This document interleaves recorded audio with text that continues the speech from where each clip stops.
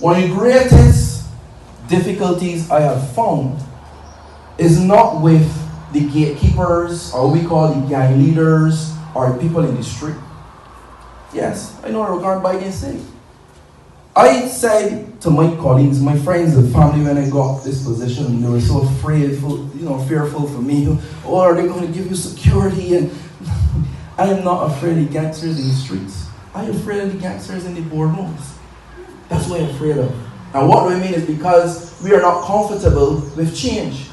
So then we go down the road. This is what we can do. What we can do is get him back to understanding that we got one team in Barbados and called Team Barbados. What we can understand and start to play out in our daily lives, it is that we don't got anything in this country, we don't have anything in this country called them young people, them boys and girls on the block. We don't have that. Those are our young people. And if you think that that is a small point, let me tell you the experience over the last 5 weeks.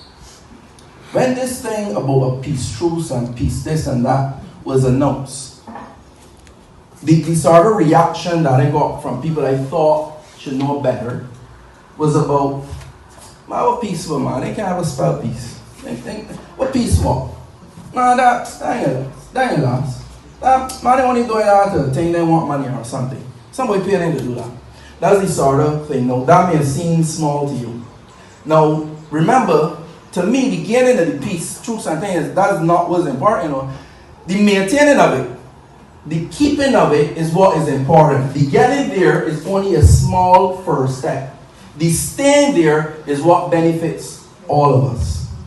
So, when you have to go now to persons, again, in authority, boards, whatever, and I don't name specific boards, speaking generally, it's just a figure of speech. And he said, man, I don't want these people in my place. I don't want them people doing this. No, these people come and say, listen, we want to do legitimate stuff. Are we going to give them the benefit of the doubt? Are we going to give them a chance? Now, let me make the link to the seed to you on what you can do. What we got to do is start acting like what we say we are. Good Christian people who are there to walk among everyone.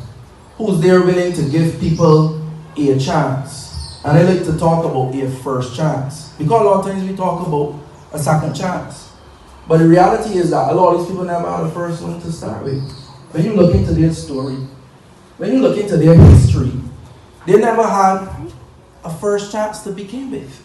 Am I saying let's punish bad behavior? No. Am I saying let's facilitate a mafia or a cartel? No.